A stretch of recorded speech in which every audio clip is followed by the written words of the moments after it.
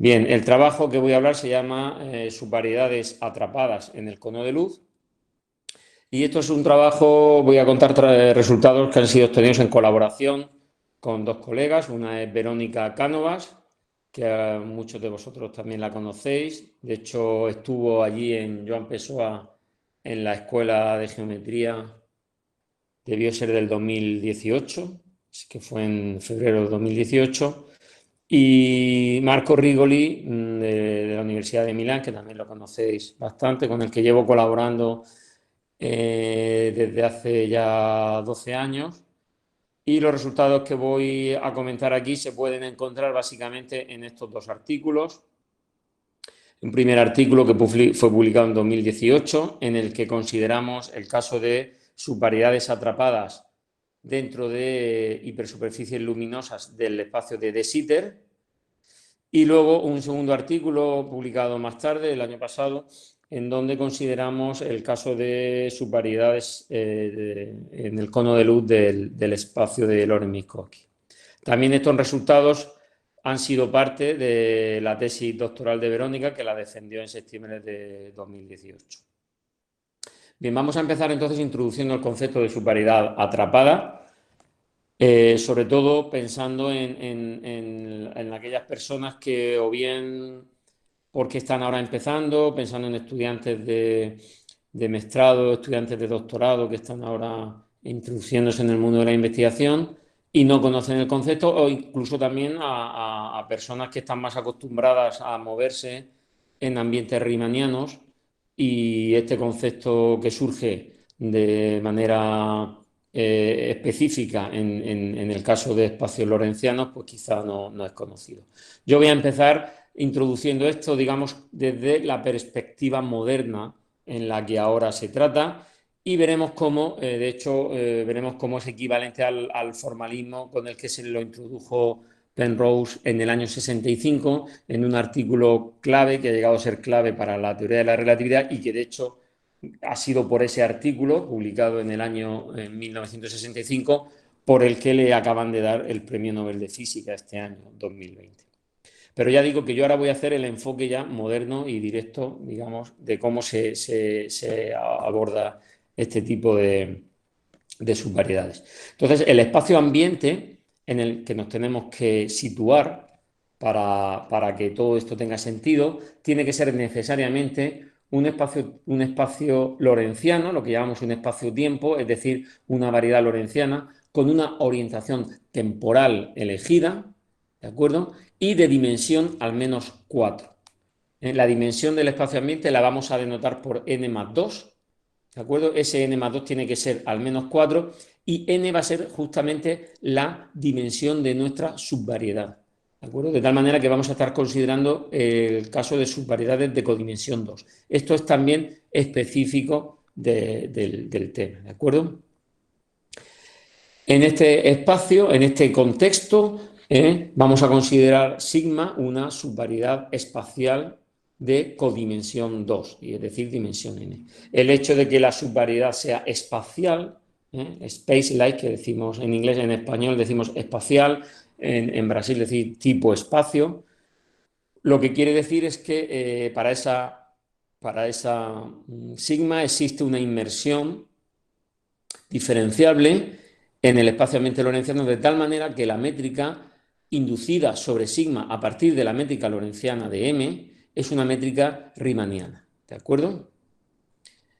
En este contexto, entonces, podemos introducir la segunda forma fundamental, que en este caso es una segunda forma fundamental que toma valores vectoriales, muy importante, es evaluada vectorialmente, puesto que, dados dos campos de vectores, X e Y, tangentes a la subvariedad, le vamos a, por la segunda forma fundamental, lo que nos va a dar es la componente perpendicular a la subvariedad, es decir, ortogonal a la subvariedad de la derivada covariante de esos campos en el espacio-ambiente, ¿de acuerdo? De tal manera que X e Y son campos tangentes a sigma, los derivamos con la conexión del espacio-ambiente, eso sería esto que tenemos aquí, ¿de acuerdo? La nabla barra denota la conexión del espacio-ambiente, y a eso le tomamos la componente normal a la subvariedad. Eso es la segunda forma fundamental, que toma valores vectoriales, de hecho, en un espacio de dimensión 2, puesto que estamos en codimensión 2. Y aquí muy importante observar que estamos metiendo aquí un signo menos en esa segunda forma fundamental. Cuando uno trabaja en el contexto de la geometría riemanniana, sin más relación con ninguna otra cosa, y en particular sin su relación con la relatividad ni con la física, normalmente esta segunda forma fundamental se toma sin este signo menos. Sin embargo, en el contexto en el que vamos a trabajar es importante tomarlo con este signo menos, y de hecho eso es algo que nosotros aprendimos precisamente en el primer artículo que hicimos sobre esta temática, que fue un artículo del que no voy a hablar hoy, es un artículo con Verónica Cánovas y con Gervasio Colares, en el que trabajamos este tipo de subvariedades en el caso de espacios de Robertson-Walker generalizados, y en nuestra ignorancia nosotros no poníamos este signo menos, y fue precisamente el referí el que nos dijo la importancia de poner ese signo menos, y ese signo menos es importante porque precisamente el concepto de subvariedad atrapada tiene que ver con el carácter causal del vector curvatura media, que vamos a introducir ahora, y ese vector, su carácter causal no va a depender del signo, pero sí su orientación temporal. El hecho de que sea futuro o pasado va a depender de ese signo, y de ahí precisamente la importancia de colocar este signo negativo aquí. Bien, una vez definida la segunda forma fundamental, introducimos el vector curvatura media simplemente como la traza de esa segunda forma fundamental dividido por la dimensión, digamos la media de la traza de la segunda forma fundamental. Evidentemente, esto nos va a dar un campo de vectores perpendicular a la subvariedad, definido a lo largo de la subvariedad, que toma valores en ese espacio normal que, recuerdo, lo hemos dicho, pero lo volvemos a insistir, es un espacio de dimensión 2. Todo esto es fundamental para que tenga sentido lo que voy a dar ahora, que es la definición de subvariedad atrapada, ¿de acuerdo?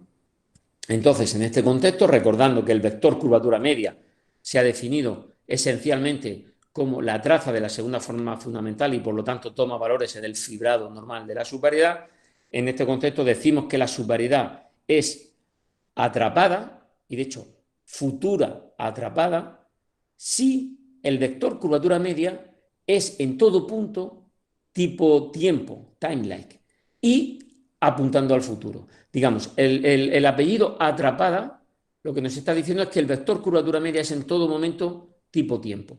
Y una vez que es así, siendo el vector curvatura media tipo tiempo, puede ser o bien futuro o bien pasado, dependiendo de que ese vector apunte siempre al futuro o apunte siempre al pasado. Y eso nos da pie a hablar de las subvariedades future trap y past trap.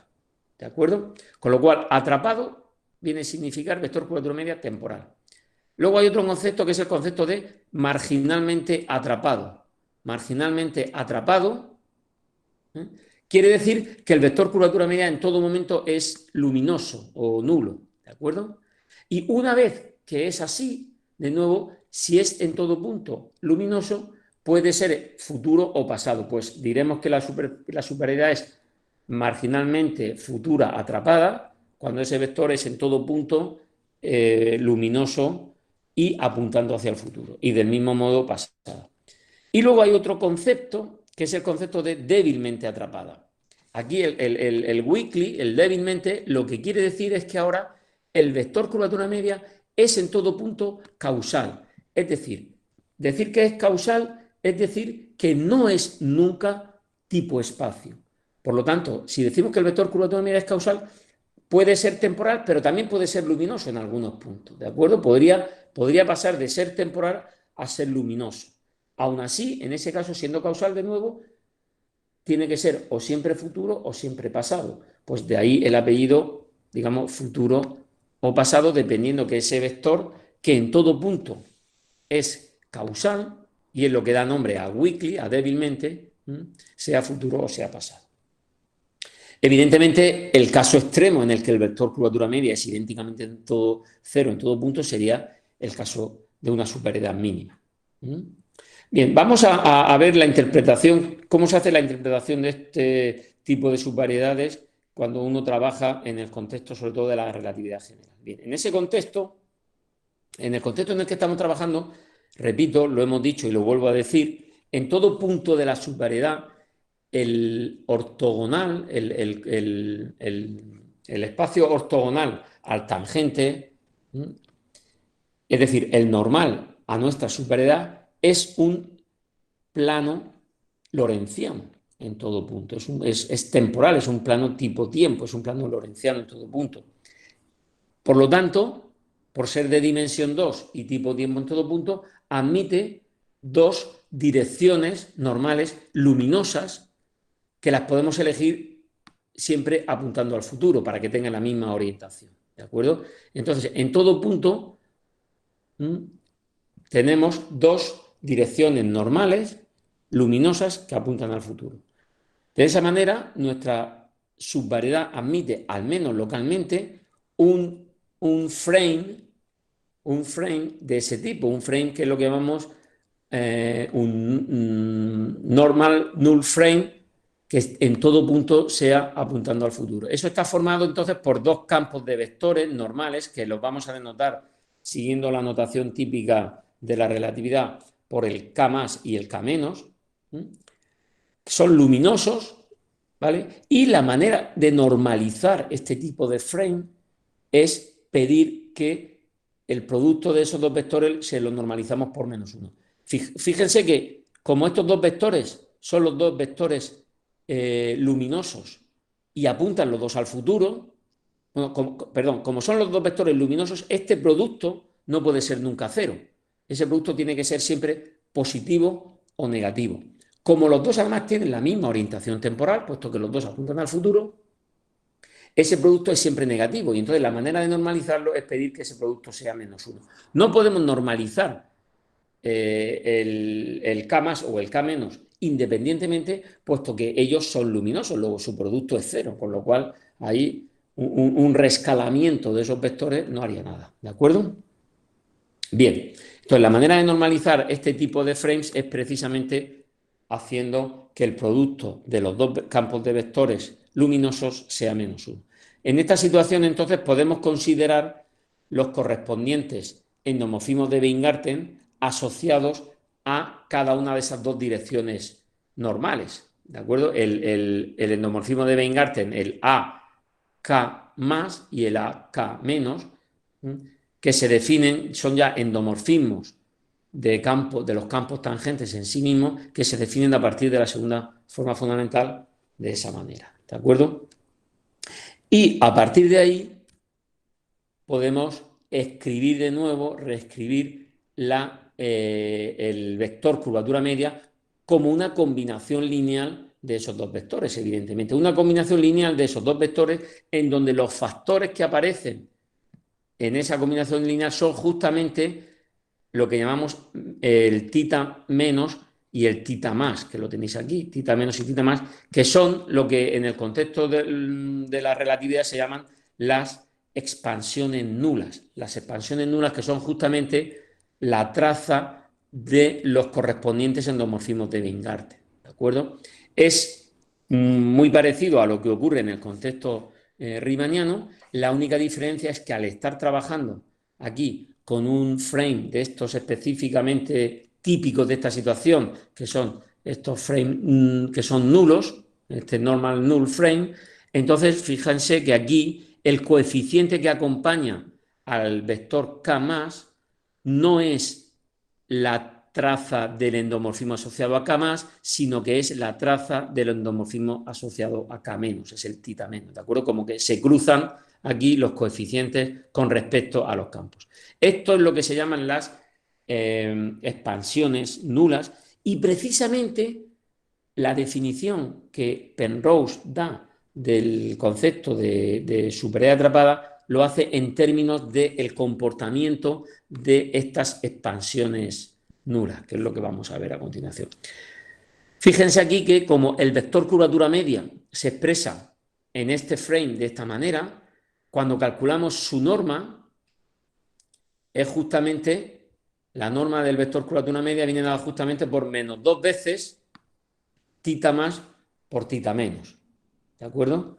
De tal manera que, recordando la definición que dábamos, la subvariedad será atrapada sí y solo si, recordemos que la subvariedad es atrapada sin más apellidos de futura pasada, es atrapada sí y solo si el vector curvatura media es tipo tiempo en todo punto, es decir, sí y solo si este producto es estrictamente negativo. Para que este producto sea estrictamente negativo, como tenemos aquí un signo menos delante, lo que necesitamos es que las dos expansiones nulas tengan el mismo signo, es decir, la subvariedad va a ser atrapada sí y solo si, o bien las dos expansiones son estrictamente negativas, en cuyo caso será futura, porque eso significará que el vector curvatura media va a estar en la misma orientación temporal que los K más y K menos que eran futuros, ¿de acuerdo? O bien las dos son estrictamente positivas, en cuyo caso el vector curvatura media estará apuntando hacia el pasado y la subvariedad será atrapada pasada, ¿de acuerdo? Del mismo modo, la subvariedad será marginalmente atrapada si y solo si este producto es en todo momento igual a cero. Para que este producto sea igual a cero, teniendo en cuenta igual a cero, pero no pueden ser cero los dos a la vez, porque si los dos son cero, estaríamos diciendo que el vector curvatura media es cero y entonces no sería luminoso.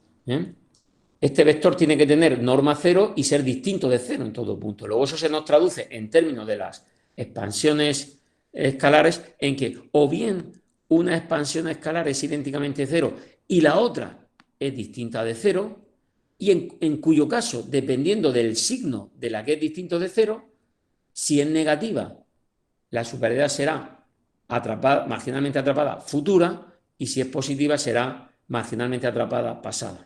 ¿De acuerdo? O lo mismo con la otra. ¿De acuerdo? Es simplemente hacer un análisis de cómo tiene que ser este producto en términos de las expansiones escalares. Y del mismo modo, la superioridad será débilmente atrapada si y solo si, o bien las dos son menores o igual que cero. Recuerdo que débilmente atrapada lo que quiere decir débilmente atrapada, el weekly este de aquí, lo que nos quiere decir es que este producto nunca es estrictamente positivo, es siempre menor o igual que cero. Luego, o bien las dos expansiones son menores o igual que cero, o bien las dos expansiones son mayores o igual que cero. Y no idénticamente cero porque no puede ser mínima, ¿de acuerdo? Pues como decía, esto de hecho fue la formulación original que dio Penrose en ese artículo famoso, ya famoso antes y ahora más famoso todavía, en el que se introduce el concepto de subvariedad atrapada, que es un concepto que ha llegado a ser esencial en la teoría de la relatividad. ¿De acuerdo? En efecto, lo que estaba diciendo ese artículo, el artículo llamado Colapso gravitacional y singulares del espacio-tiempo, en donde Penrose demuestra su famoso teorema de singularidad. Es un artículo que se publica justamente 10 años después de la muerte de Einstein. Einstein muere en 1955. 10 años después de la muerte de Einstein, Penrose publica este artículo en donde se demuestra de una manera matemática que la teoría de la relatividad lleva irremediablemente a la necesidad de una singularidad, ¿de acuerdo? En definitiva, eso se traduce a la existencia de los agujeros negros. Agujeros negros que precisamente posteriormente fue demostrado la existencia.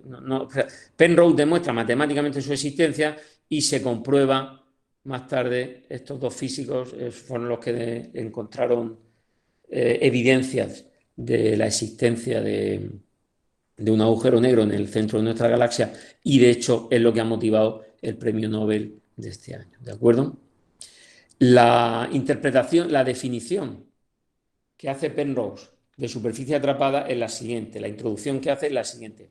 ¿Cómo introduce Penrose el concepto de superficie atrapada? Pues bien, para Penrose una superficie atrapada es un objeto, es una superficie bidimensional embebida. ¿Por qué bidimensional? Porque él está trabajando en espacio-tiempo de dimensión 4, ¿de acuerdo? Entonces, el caso primero que surge es el caso de objetos de dimensión 2, en espacios de dimensión 4, para los cuales las dos familias de rayos de luz que emergen ortogonalmente desde sigma hacia el futuro inicialmente convergen. Fíjense que esas dos direcciones, esas direcciones luminosas ortogonales a sigma, son las que nosotros estamos llamando K+ y K-, precisamente. Y lo que estamos diciendo es que los rayos de luz que salen en esas direcciones tienen que inicialmente converger. ¿Y eso en qué se traduce matemáticamente?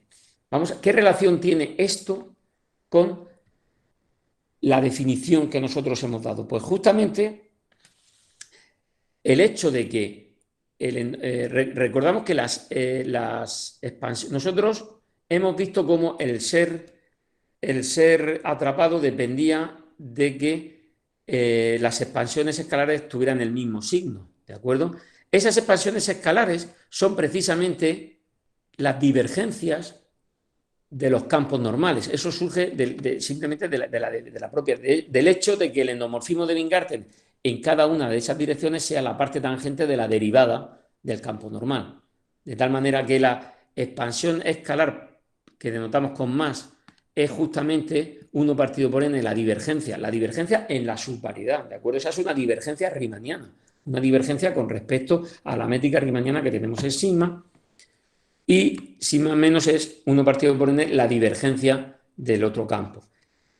Y eso físicamente lo que nos está diciendo es que las expansiones escalares lo que miden justamente es la divergencia de los rayos de luz que emanan en esas direcciones, de tal manera que la condición físicamente que considera Penrose, y en la cual yo no entro porque no entiendo, ¿vale?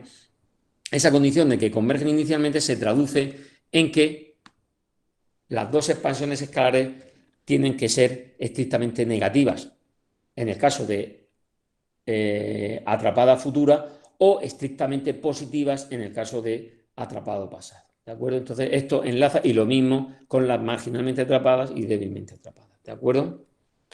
Bien. Vamos ya entonces a entrar en la materia propia de los resultados que yo quiero comentar. Y como he dicho, los resultados están en dos trabajos. Uno considera el caso de subvariedades en el espacio-tiempo de De Sitter,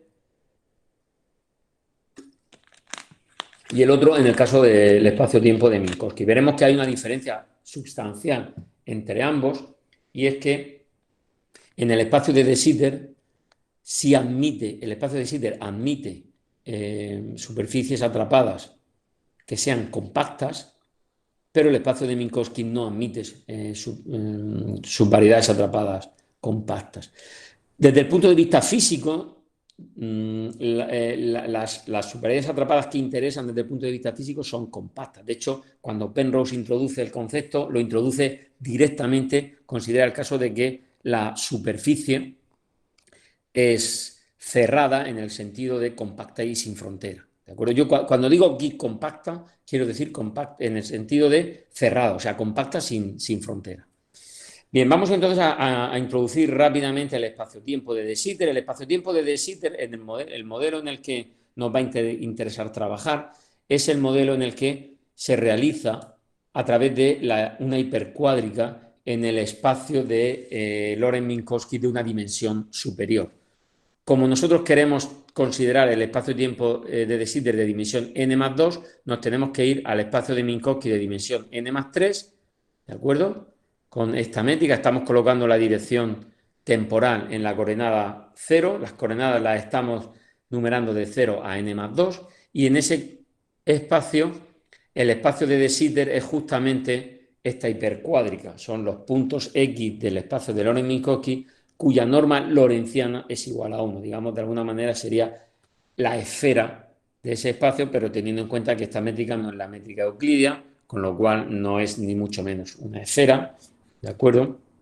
Ese es el modelo estándar del espacio de De Sitter, y puesto que estamos considerando dimensión de n al menos 2, el espacio-tiempo de De Sitter de dimensión n+2, es decir, de dimensión al menos 4, es un espacio simplemente conexo, completo, con curvatura seccional constante igual a 1, es el modelo típico de spaceform lorentziano en este contexto. ¿De acuerdo? Necesitamos una orientación temporal. Bien, la orientación temporal que vamos a considerar es la que le induce la orientación temporal del espacio de Minkowski dada por la primera coordenada. ¿De acuerdo? Esto no, en fin, no hace falta tampoco que veamos estos detalles aquí, pero lo importante es que estamos fijando la orientación temporal dada por el mismo campo E0, ¿de acuerdo? De alguna manera estamos considerando el espacio de Minkowski orientado temporalmente por el vector 1, 0, 0, 0 y eso induce una orientación temporal en el espacio de De Sitter. Y dentro de ese espacio vamos a considerar el cono de luz. El cono de luz, fijado un punto A del espacio-tiempo de De Sitter, el cono de luz con vértice en A se define, digamos, geométricamente como este conjunto. Es la intersección del espacio de De Sitter por este hiperplano, ¿de acuerdo? Que sería este dibujo que hay aquí. Geométricamente, ¿qué representa? Que es lo que más nos interesa, digamos, porque una cosa es digamos, esto sería visto como dado por una ecuación, pero en realidad, geométricamente, ¿qué representa el cono de luz? El cono de luz con vértice en A representa el conjunto de todos los puntos del espacio-tiempo de De Sitter a los cuales puedo llegar desde A viajando por una geodésica luminosa que parte de A, ¿de acuerdo? Y ese espacio, ese conjunto tiene dos componentes conexas, tiene una componente futura que es cuando nos movemos por geodésicas luminosas que apuntan al futuro y la componente pasada cuando nos movemos por geodésicas luminosas que apuntan al pasado. Nosotros nos vamos a quedar con la componente futura de ese cono de luz, ¿de acuerdo? Puesto que si nuestro objetivo es considerar subvariedades que estén contenidas en el cono de luz, pero nuestras subvariedades, por definición, son conexas, por lo tanto tienen que estar en una componente conexa de ese cono de luz. Entonces vamos a considerar que están en la componente futura que algebraicamente viene dada por esta expresión de aquí. Bien, hecho todo eso, vamos entonces a ver qué podemos decir sobre el caso en concreto de subvariedades marginalmente atrapadas que están dentro del cono de luz. Y vamos a ver cómo para ese tipo de subvariedades vamos a ser capaces de encontrar una función que nos va a permitir codificar toda la geometría de la subvariedad en esa función y en particular nos va a permitir traducir la condición de ser marginalmente atrapada en el hecho de que esa función verifique una cierta ecuación en derivadas parciales que podremos estudiar y eventualmente podremos resolver. Bien, consideramos entonces psi una inmersión, ¿vale?, de codimensión 2, o sea, una subvariedad de codimensión 2, espacial, y vamos a suponer que la imagen de sigma está contenida en la componente futura del cono de luz con vértice en el punto A que vamos a fijar por conveniencia este punto de aquí. Esto es solamente para simplificar la notación, ¿de acuerdo? Vamos a suponer que estamos tomando como vértice el punto 001 del espacio de De Sitter. Esto no es restrictivo, puesto que el espacio-tiempo de De Sitter es homogéneo, podemos llevar cualquier punto a cualquier punto. Bien, lo que estamos diciendo entonces es que la imagen de la inmersión está contenida en este conjunto. Y fíjense que este conjunto, lambda más, es el conjunto que tiene la última coordenada igual a 1 y la primera coordenada estrictamente positiva. ¿De acuerdo? Eso quiere decir que podemos considerar U una función que va a ser estrictamente positiva, que es simplemente la función dada por la primera coordenada de la inmersión. ¿De acuerdo? Repito, la inmersión psi está contenida en este conjunto. Por lo tanto, su última coordenada es idénticamente 1 y su primera coordenada es estrictamente positiva. Pues bien, esa va a ser justamente la función U. Esa función U, repito, no es más que la primera coordenada de la inmersión y en términos del producto viene dada como menos el producto del campo de posición por el vector fijo E0. Necesitamos este menos aquí porque la métrica es lorentziana, evidentemente, para que nos dé esta función con signo positivo. Esa función es estrictamente positiva y lo interesante es que en esta situación es muy sencillo, o digamos, o al menos natural, construir un null frame, este normal null frame, globalmente definido en toda la subvariedad. Y eso nos va a poder permitir hacer los cálculos de una manera muy, muy precisa y de una manera muy elegante que es lo que a posteriori vamos a explotar, ¿de acuerdo? Entonces, en estas condiciones resulta que el campo psi menos A, es decir, el vector, ese campo no es más que el vector que va de A al punto de posición, nos va a dar una dirección luminosa y asociada a esa dirección luminosa podemos construir otra que queda un poquito más complicada, pero en realidad esto no es así de complicado. Aquí la idea es la siguiente. Nosotros en nuestro espacio ambiente tenemos siempre una dirección temporal privilegiada, puesto que hemos elegido una orientación temporal. Pues bien, siempre que tengamos una dirección temporal privilegiada y tengamos un campo luminoso elegido, que en este caso es este, a partir de ahí es muy fácil construir el segundo campo luminoso. Y se construye en términos de esa dirección luminosa previa y de la orientación temporal. ¿De acuerdo? Por eso, esta expresión que aparece aquí puede parecer enrevesada, pero no lo es. Créanme. Y en este caso toma este aspecto, pero de hecho es más sencillo si lo hubiéramos escrito como a partir de lo que quiero que quede claro es que una vez que hemos elegido en este contexto en el que estamos, repito, el contexto en el que estamos es que nuestra subvariedad está dentro del cono de luz, eso nos permite elegir este vector como vector luminoso, globalmente definido, y a partir de ahí, en el momento que tenemos un vector luminoso, jugando con la orientación temporal, construimos un segundo vector luminoso. Eso no tiene ningún problema.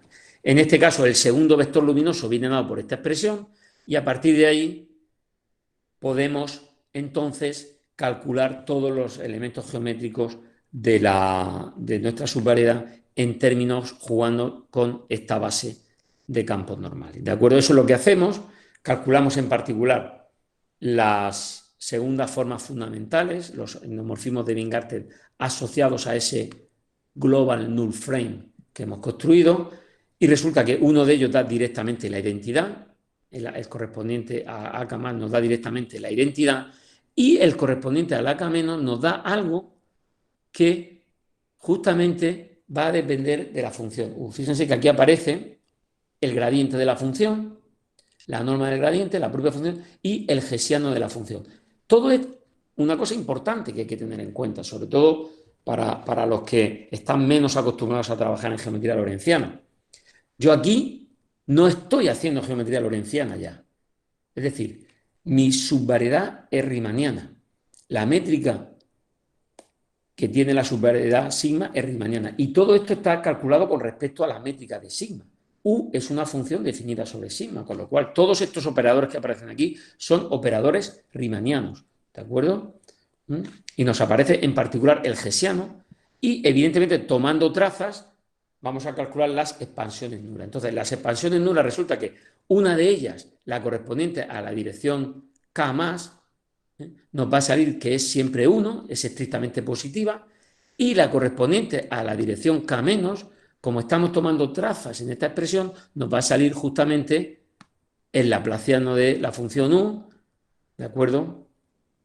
El laplaciano riemanniano. De tal manera que en este contexto resulta que podemos concluir que la subvariedad va a ser marginalmente atrapada si y solo si esa expansión nula en la dirección negativa es igual a 0, puesto que la otra siempre es estrictamente positiva.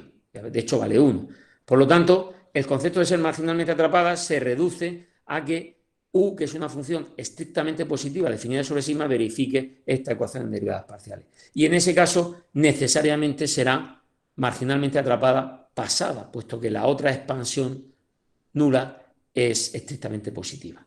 ¿De acuerdo? Entonces, además, aún más, igual que hemos podido calcular el vector curvatura media en términos de la función U, podemos calcular, jugando ahora con la ecuación de Gauss, podemos calcular la ecuación de Ricci en términos de U y podemos calcular la curvatura escalar de la subvariedad. Y fíjense que aquí en la curvatura escalar lo que nos aparece es únicamente la norma del vector curvatura media.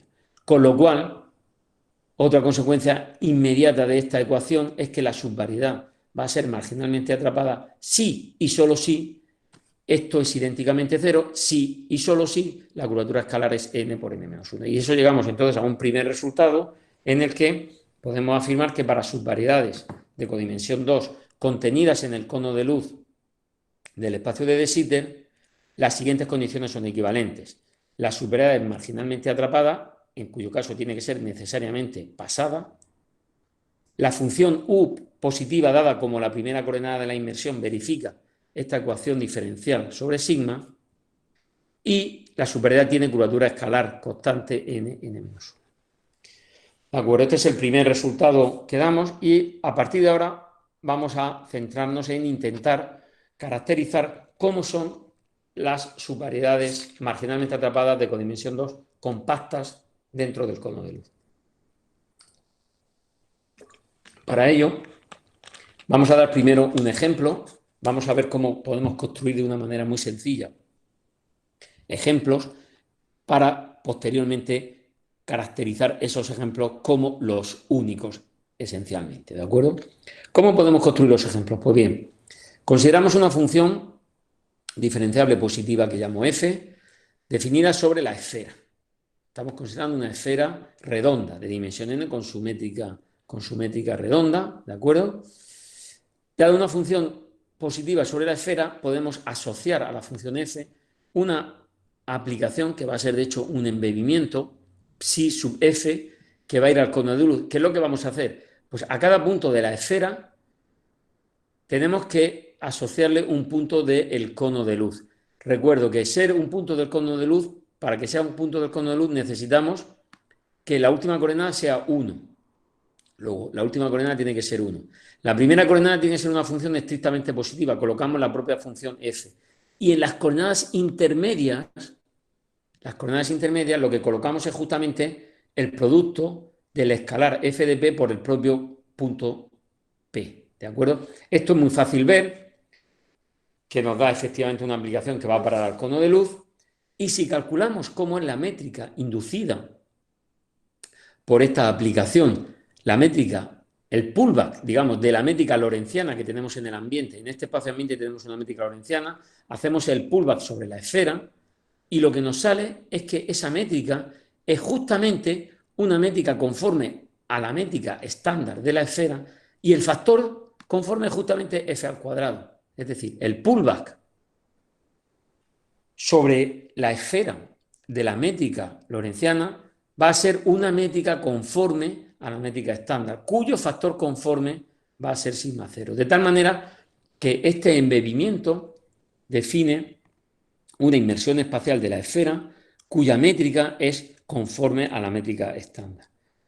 Y sabemos, por lo que hemos visto antes, que esa inmersión será marginalmente atrapada si y solo si la función f verifica esta ecuación diferencial, pero cuidado, con respecto a la métrica inducida por la inmersión, es decir, si y solo si verifica esta ecuación diferencial con respecto a esta métrica conforme a la métrica redonda, ¿vale?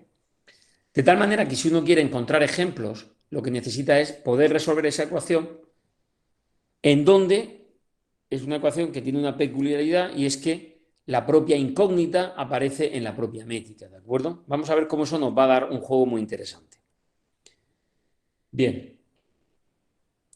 Vamos a ver primero que esencialmente todas las subvariedades compactas son, salvo un difeomorfismo conforme, como ese ejemplo. ¿Por qué?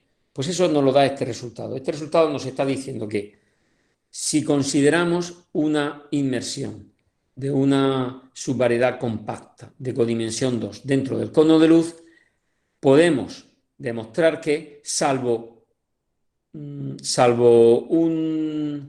difeomorfismo conforme, o sea, de hecho existe un difeomorfismo conforme entre sigma y su métrica inducida y la esfera con la métrica redonda, de tal manera que estos diagramas son conmutativos y lo que nos está diciendo es que, aquí viene lo importante, es que la inmersión sigma que yo había considerado al principio no es más que la composición de una cierta psi sub f, correspondiendo a esta f, con ese difeomorfismo conforme. ¿De acuerdo? En otras palabras, que salvo composición por un difeomorfismo conforme de sigma en la esfera, nuestra inmersión no es más que una de las dadas por el ejemplo psi sub f. Y en particular, la inmersión necesariamente va a ser siempre un embebimiento. Aquí nosotros en principio estamos considerando que psi es una inmersión, pero a posteriori va a ser un embebimiento puesto que va a ser composición de embebimiento, ¿de acuerdo? Y además sabremos que la superioridad será marginalmente atrapada si y solo si la función u que define el factor conforme justamente cumple esta ecuación diferencial sobre sigma, o lo que es equivalente, la función f, que no es más que la propia función u vista sobre la esfera, verifica esta misma ecuación sobre la esfera con la métrica conforme a ella. ¿De acuerdo? La demostración de este resultado voy a pasar rápidamente, porque estoy yendo muy despacio, voy a pasar rápidamente, de todas formas. Si la presentación, el PDF de la presentación se puede quedar, si alguien está interesado, se lo puedo mandar. Pero la idea de la demostración consiste en encontrar como una especie de proyección. Lo que vamos a hacer es encontrar una proyección de sigma sobre la esfera, que a posteriori va a ser un difeomorfismo conforme. ¿Cómo se construye esa proyección rápidamente? Pues bien, nosotros estamos partiendo de una inmersión que está contenida en el cono de luz. Como está contenida en el cono de luz, sabemos que esa inmersión se escribe de esa manera necesariamente. Se escribe, la última coordenada tiene que ser un 1, la primera coordenada es una cierta función estrictamente positiva y las demás coordenadas, psi 1, psi 2, tienen que ser tales que la suma de sus cuadrados sea igual a u al cuadrado, que es estrictamente positivo, precisamente para que esté contenido en el cono de luz. Eso nos está diciendo que si dividimos por esto, esto vive en la esfera. Nos está dando una aplicación que va a parar a la esfera unitaria. Y ahora se trata de ver que esa aplicación define efectivamente un difeomorfismo conforme. ¿De acuerdo? No es difícil probar esto ya es un cálculo, lo voy a pasar porque si no, no nos va a dar tiempo a llegar a lo que me interesa. ¿De acuerdo? Probamos primero que es un difeomorfismo conforme y a continuación, suponiendo que la superioridad es compacta, hacemos un razonamiento que lo que hace es considerar sobre sigma una métrica conforme a esta para concluir que entonces esa aplicación tiene que ser una isometría local entre dos variedades que son completas, puesto que de hecho son compactas. ¿De acuerdo? Tendría que ser entonces una aplicación recubridora, pero como la dimensión de n es al menos 2, aquí es importante que estamos trabajando en el espacio de Sitter de dimensión al menos 4, por lo tanto la esfera Sn de dimensión al menos 2 es simplemente con esa y entonces tiene que ser un difeomorfismo global. Una cosa importante es que nosotros estamos suponiendo que es compacto, pero en realidad no necesito tanto. Lo único que estamos suponiendo que sigma es compacto, pero en realidad es suficiente con que esta métrica sea completa sobre sigma. Evidentemente, si sigma es compacto, esa métrica va a ser completa, pero hay condiciones más débiles que ser compacto que nos garantizan que esa métrica es completa y en particular esa métrica, que recuerdo que era una métrica conforme a la original, en particular, por ejemplo, es suficiente con que la función u verifique un crecimiento de este tipo. ¿De acuerdo? O sea, digamos que incluso la función u podría irse a infinito, eventualmente, no hace falta ni siquiera que esté acotada, siempre que vaya controlada de esta manera. En ese caso es suficiente para la completitud y es suficiente para que la demostración funcione. ¿De acuerdo? Entonces ahora ya sí tenemos las herramientas para demostrar el primer resultado que quería dar, que es este teorema, en el que vamos a caracterizar cómo son las subvariedades marginalmente atrapadas y compactas en términos de esos ejemplos. ¿De acuerdo? Entonces lo que nos dice el teorema es lo siguiente: si tenemos una subvariedad marginalmente atrapada, compacta, de codimensión 2, entonces existe un difeomorfismo conforme entre sigma y la esfera redonda, de tal manera que esa inmersión viene dada justamente por esta expresión, donde esa psi sub b es una función de este tipo, donde la función f sub b es justamente este tipo de función.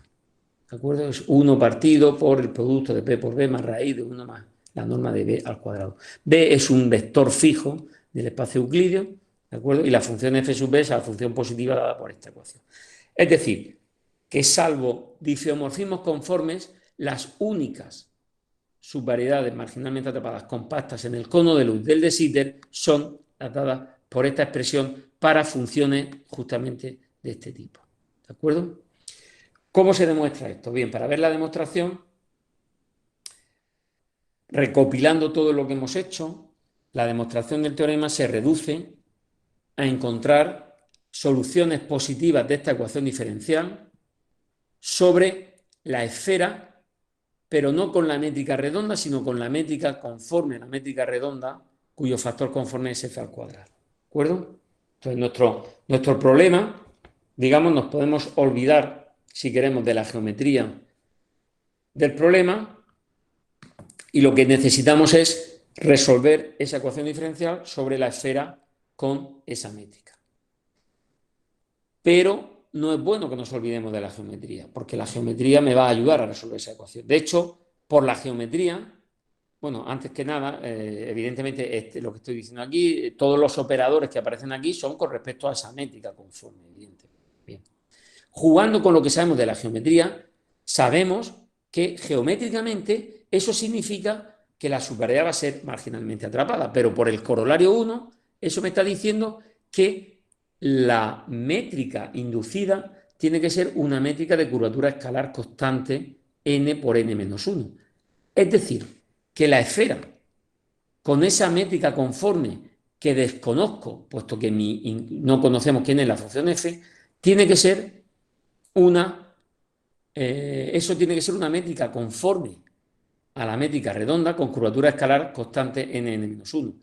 Y aquí, entonces, ahora hacemos uso de un resultado de Obata en el que, justamente en el trabajo en el que Obata resuelve el problema de Yamabe para el caso de la esfera, y ya estoy dando una pista de por dónde va a ir la solución, porque al final vamos a ver cómo esto nos va a llevar irremediablemente al problema de Yamabe. En ese artículo demuestra que en la esfera una métrica conforme tiene curvatura escalar constante n-1, sí y solo si tiene curvatura seccional constante 1. Eso es algo que ocurre solo en la esfera. De tal manera que lo que ya podemos decir es que la métrica conforme que estamos buscando, porque al final de todo lo que estoy buscando es la f, es el factor conforme de esta métrica, pues no solamente tiene curvatura escalar constante n-1, sino que de hecho tiene curvatura seccional constante 1.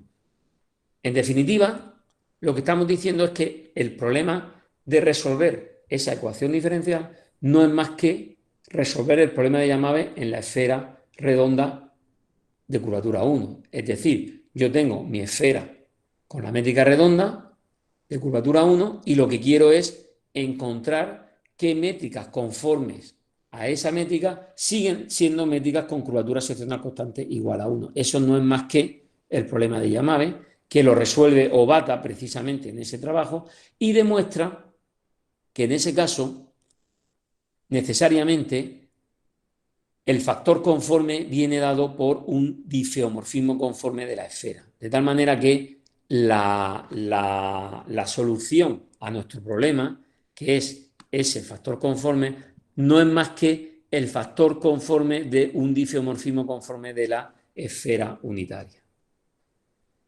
Y entonces ya tenemos el problema resuelto. Tenemos el problema resuelto puesto que los difeomorfismos conformes de la esfera se conocen explícitamente. Podemos escribirlos, vamos a ver cómo, y podemos calcular ese factor conforme. Justamente, salvo transformaciones ortogonales de la esfera, todo difeomorfismo conforme de la esfera viene dado por esta expresión.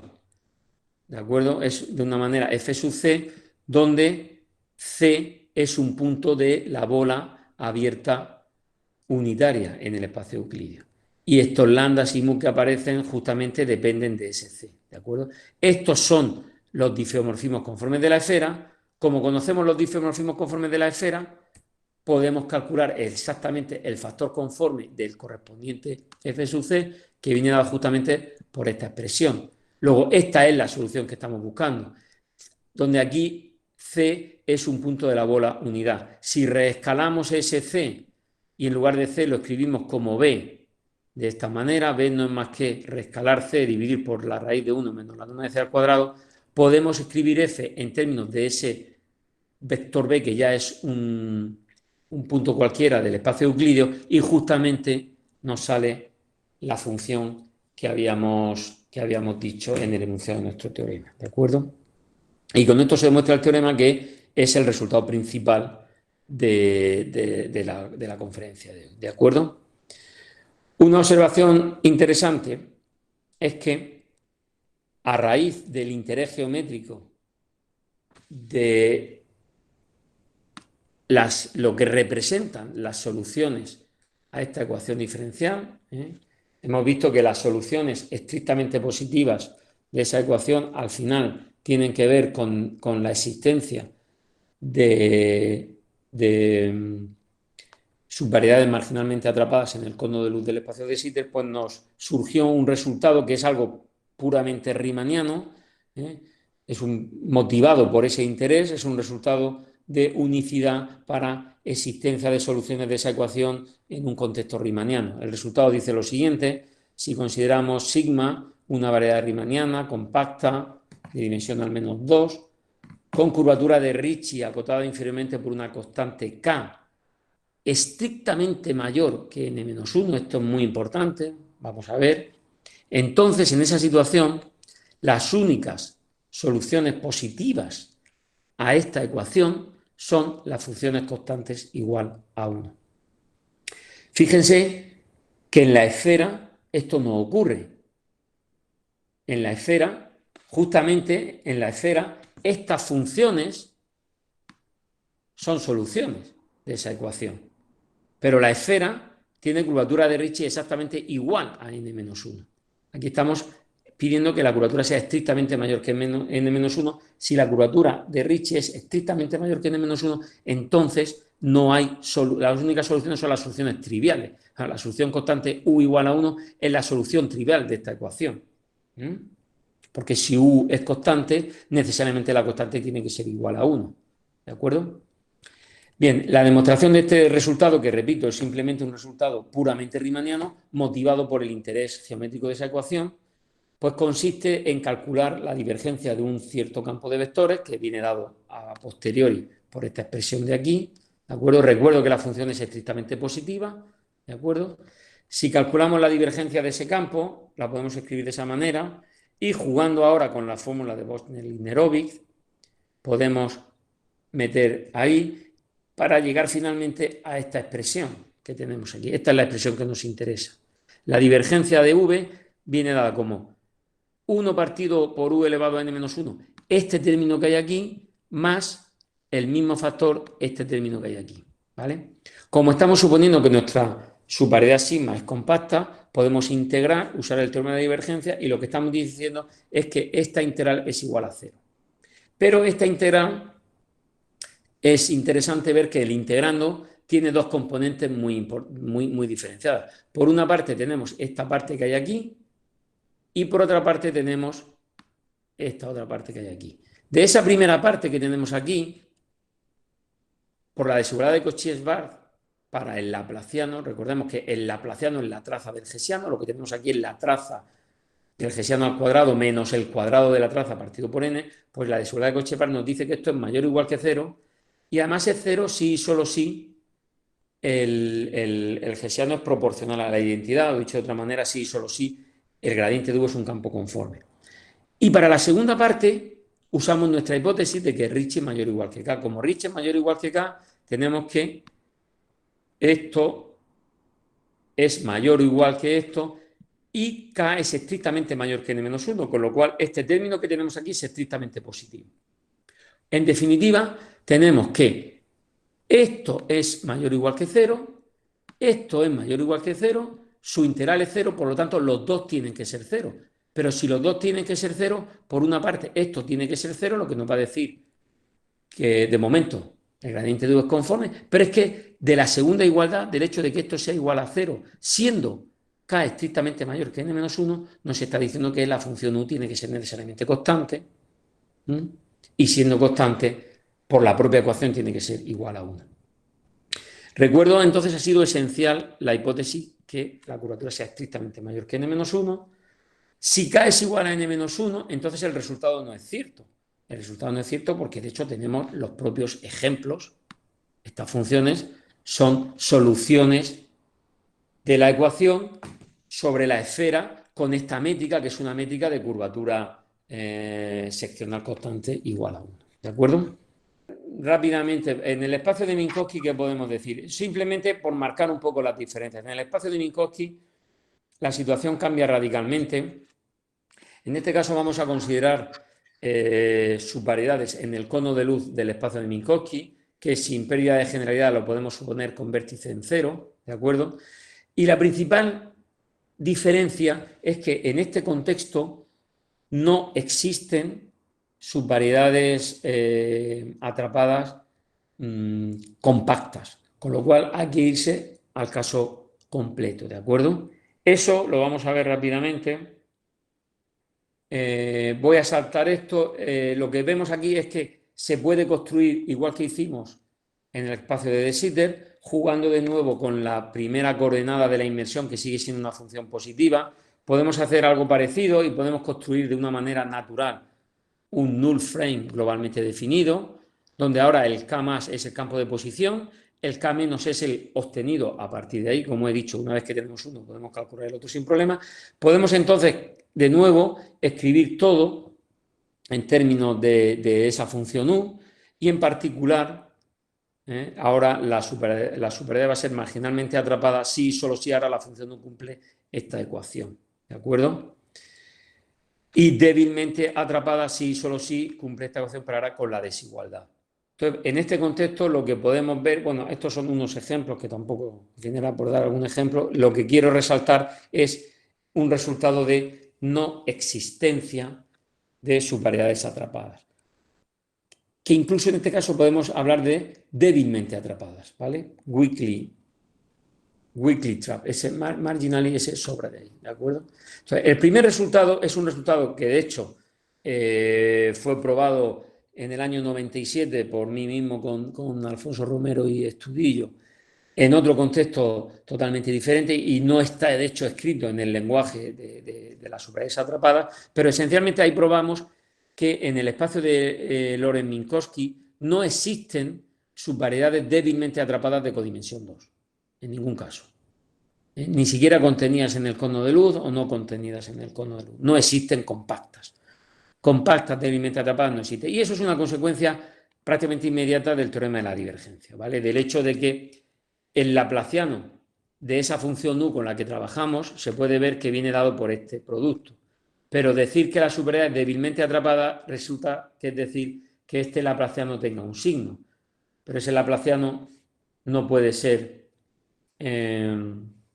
no puede tener un signo simplemente porque integrando nos daría una contradicción, ¿de acuerdo? Repito, decir que la superioridad es débilmente atrapada es tanto como decir que el laplaciano tiene que ser siempre estrictamente positivo o siempre estrictamente negativo. ¿Por qué? Porque el vector, decir que es débilmente atrapada, es decir que el vector curvatura media es en todo momento causal. Pero si es en todo momento causal, nunca puede ser ortogonal al vector E1, que es temporal. Luego este producto tiene que ser o siempre negativo o siempre positivo. Y a partir de ahí llegamos a la contradicción. Pero de hecho, eso en el caso de que la superioridad no esté necesariamente contenida en un cono de luz. Cuando además está contenida en el cono de luz, podemos afinar un poquito más y podemos decir que de hecho no existen subvariedades débilmente atrapadas contenidas en el cono de luz que sean completas y para las cuales esa función U, que es la primera coordenada, verifique esta condición. Es decir, que la función U podría, no, evidentemente si la subvariedad es compacta, la función U está acotada. Bien, puede suceder que la función sea completa, no hace falta que la función esté acotada, siempre y cuando la función crezca por debajo de R, logaritmo de R, eso nunca puede ocurrir, ¿de acuerdo? Y aún más generalmente, reemplazando ahora el argumento, como repito, como no tenemos compacidad, no podemos trabajar con argumentos de compacidad, reemplazando ese argumento de compacidad con un principio del máximo de tipo Mori-Yau, podemos incluso debilitar la hipótesis y decir algo para subvariedades estocásticamente completas. Muy rápidamente, bueno, el teorema lo que nos dice es que de hecho no existen subvariedades débilmente atrapadas que sean estocásticamente completas y que estén contenidas en el cono de luz. El concepto de estocásticamente completa es un concepto mucho más débil que ser compacta. ¿De acuerdo? De hecho, toda subvariedad parabólica, por ejemplo, es estocásticamente completa. Y tiene que ver con la validez del principio del máximo débil. ¿De acuerdo? Eso lo había preparado por aquí, pero lo voy a pasar rápido porque no puedo entretenerme mucho.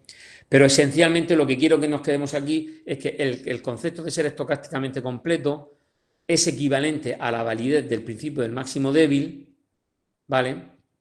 Y en particular, toda variedad parabólica es estocásticamente completa. Y a partir de ahí, la demostración es jugar con la ecuación, suponer que se da el principio débil y llegar a una contradicción. ¿De acuerdo?